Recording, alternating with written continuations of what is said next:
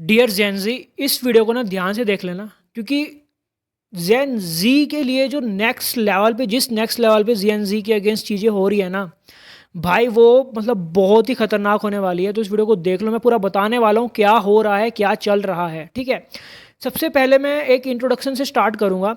तो जब 90s में इंटरनेट आया था ना, तब इंटरनेट को ना काफ़ी लोगों ने क्रिटिसाइज़ किया था कि इंटरनेट जो है भाई वो बहुत ही बेकार चीज़ है, इट्स अ फैड। लाइक तुम ये देख सकते हो, ये एक आर्टिकल है जो न्यूज़पेपर में पब्लिश हुआ था कि इंटरनेट यहाँ नहीं रहने वाला, ये चला जाएगा। तो उस टाइम पे ना दो ग्रुप्स बन चुके थे। एक ग्रुप जो कि इस चीज़ को सपोर्ट कर रहा था, इंटरनेट को, और इसकी पावर को समझ रहा था और समझ रहा था कि भाई ये दुनिया चेंज करने वाला है। और बहुत मेजॉरिटी ग्रुप ऐसा था जो मतलब ये सोच रहा था कि इट्स अ फैड, ये ख़त्म हो जाएगा। ठीक है, एंड जो उस टाइम के टेकीज थे, ठीक है, जो थोड़े जिनको हम नर्ड्स बोलते हैं, कंप्यूटर नर्ड्स, जिन्होंने समझा उस चीज़ को और जो उसमें घुसे और करियर बनाया ना भाई, उनको उनको इतना गजब लेवल पर ट्रोल किया गया ना उस टाइम कि ये तुम क्या कर रहे हो, ये कोई कोई करियर है कोई? ठीक है, ये क्या अपनी ज़िंदगी के साथ खेल कर रहे हो? ये कोई कल का आया हुआ इंटरनेट है, उसके ऊपर बैठ के तुम पता नहीं क्या कर रहे हो, पीसी के आगे बैठ के, कंप्यूटर के आगे, स्क्रीन के आगे बैठ के पूरे दिन पता नहीं क्या करते रहते हो। ठीक है, ये कोई करियर है? ठीक है, इसका कोई सिक्योरिटी नहीं है, ये कुछ नहीं है, ये कब कल ख़त्म हो जाए, क्या हो जाए, तुम्हें क्या पता। तो उस टाइम पे बहुत ही माइनॉरिटी में ऐसे लोग थे जिन्होंने उस चीज़ को एज अ अपॉर्चुनिटी देखा और समझा कि नहीं भाई, ये दुनिया बदलने वाला है। और उन्होंने उसके ऊपर प्रोडक्ट बिल्ड करे, सर्विसेज लॉन्च करी, वेबसाइट बनाई, बहुत सारी चीज़ें करी। ठीक है, उस टाइम पे टफ था, आई नो टफ था। ठीक है, उनको भी कभी ना कभी डाउट होता होगा कि यार, अगर ये जो पूरी दुनिया बोल रही है, अगर ये सच निकले ना, तो मेरी तो बैंड बजने वाली है। But still they tried, and आज हमको पता है कि वो कौन है। वो बड़ी बड़ी टेक कंपनीज बिलियंस डॉलर्स की वैल्यूएशन पर बैठी है, ट्रिलियंस डॉलर की, और वो जो लोग हैं वो बिलियनियर्स हैं। ठीक है, तो ये मैंने तुम्हें क्यों बताया?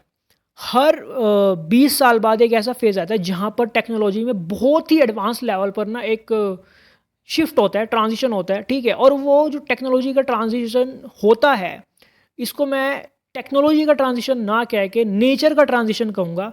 कि जो हमारे रहने सहने का जो वे है, तरीका है, वो पूरा चेंज हो जाता है हर 20 से 30 साल बाद।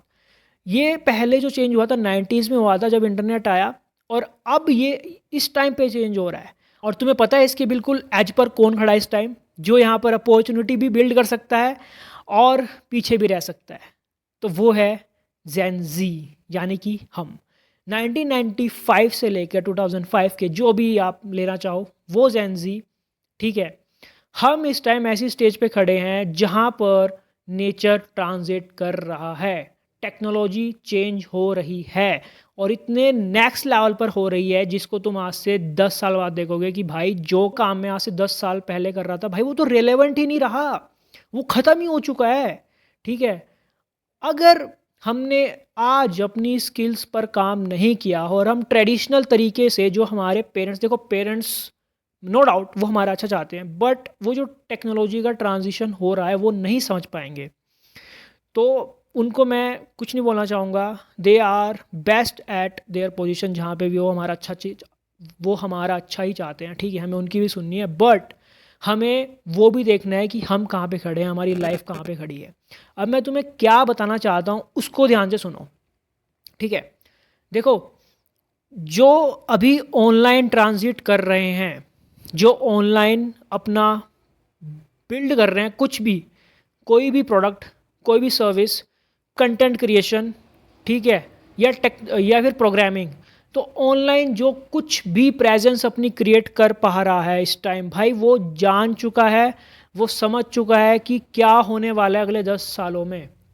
अगर मैं तुम्हें बोलूँ भाई, तुम शॉक हो जाओगे, अगले 10 सालों में वर्ल्ड है वो 90% ऑनलाइन शिफ्ट हो जाएगा। यानी कि जो काम आज बचे कुचे हैं वो भी मैक्सिमम ऑनलाइन शिफ्ट हो जाएंगे।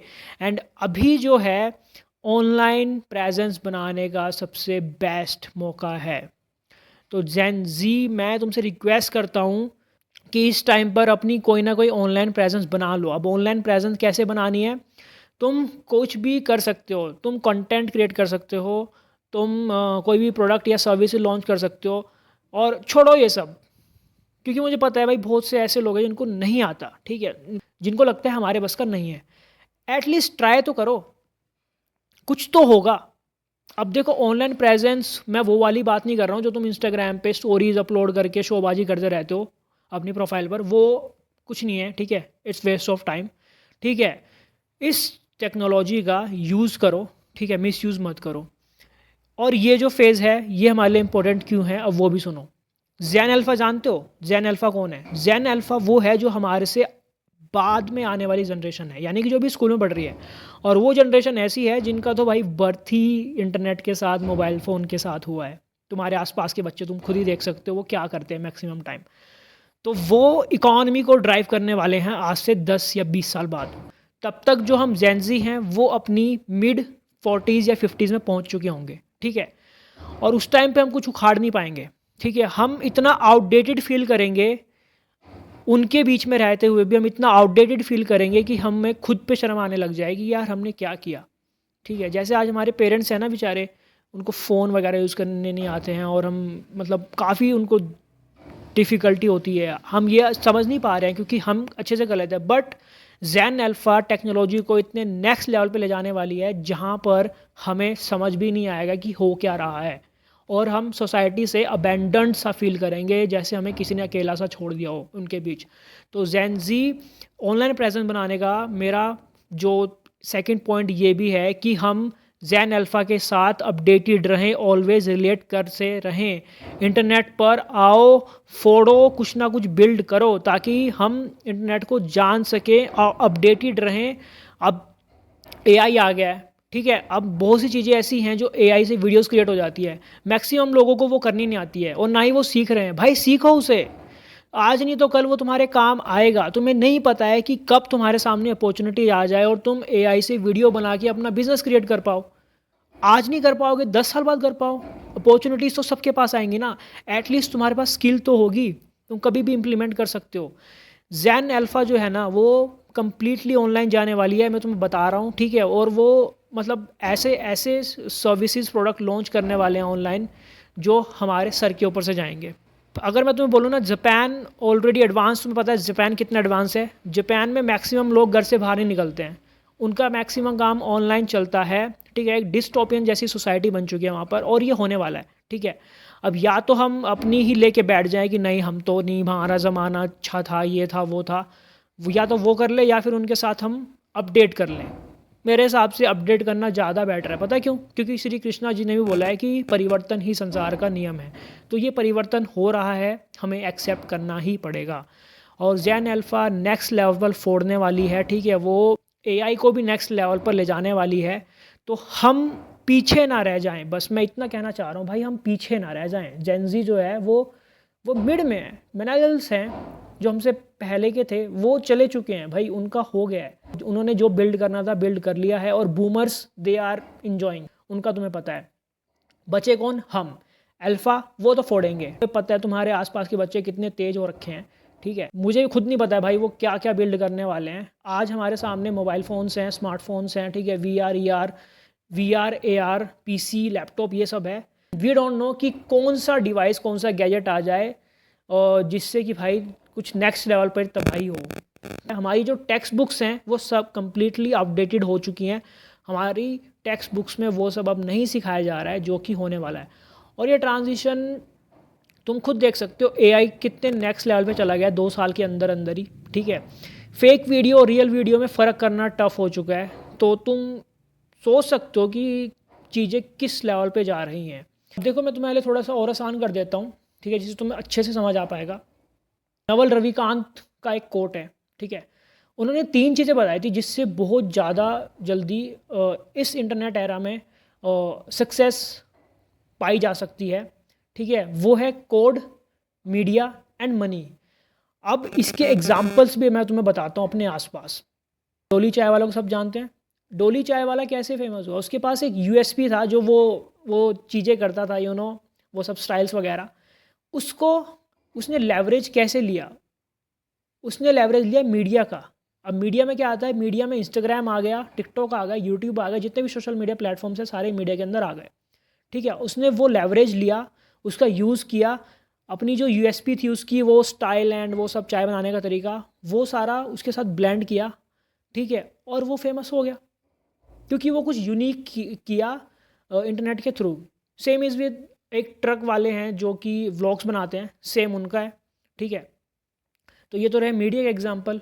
बहुत से ऐसे हैं यार, तुम देख पाओगे अपने आसपास जिन्होंने मीडिया का यूज़ करके एकदम से वायरल हो चुके हैं, ठीक है। उसके बाद आता है कोड, प्रोग्रामिंग। बहुत से ऐसे प्रोग्रामर्स हैं जिन्होंने ऐप डेवलप करी, Zomato is a prime example, ठीक है। हमारे पास बहुत ऐसे एग्जांपल्स हैं जो कोड के थ्रू यहाँ पर बहुत ही जल्दी जो है सक्सेस पा लेते हैं। बहुत से ऐसे फ्रीलांसर्स हैं जो प्रोडक्ट बिल्ड करते हैं और ऑनलाइन नेक्स्ट लेवल पे फोड़ रहे हैं। फिर आता है मनी, ठीक है। मनी का लेवरेज लेके अगर किसी के पास यूएसपी है, यूनिक सेलिंग पॉइंट है, तो वो मनी का लेवरेज लेके कुछ कर सकता है।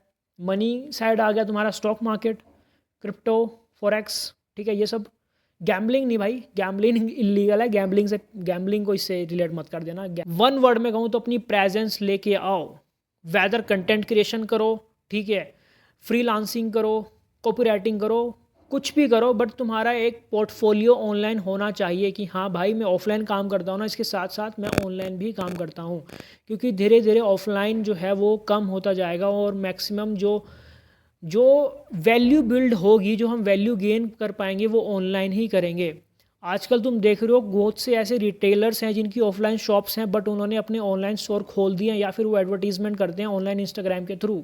वो क्यों कर रहे हैं? वो पागल है क्या? क्योंकि उनको पता है कि अब ऑनलाइन रीच जो है उनको बहुत तेज़ी से मिलती है एज़ कम्पेयर टू ऑफलाइन। तो कुछ ऐसे जेनजी, उनसे मैं रिक्वेस्ट करना चाहूँगा जो बिल्कुल ही ऑफलाइन बैठे हैं अभी, जिनका ऑनलाइन दूर दूर तक कोई वो नहीं है, तो उनसे मैं रिक्वेस्ट करता हूँ भाई आ जाओ, ठीक है, कुछ ना कुछ बिल्ड करो।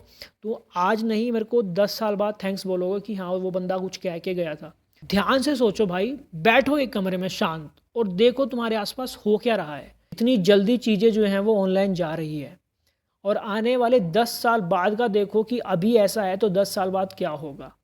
इसको क्रिटिसाइज मत करो, ठीक है, ये तुम्हारे हाथ में नहीं है, ये नेचर कर रहा है। या तो इसको एक्सेप्ट कर लो या फिर पीछे रह जाओ।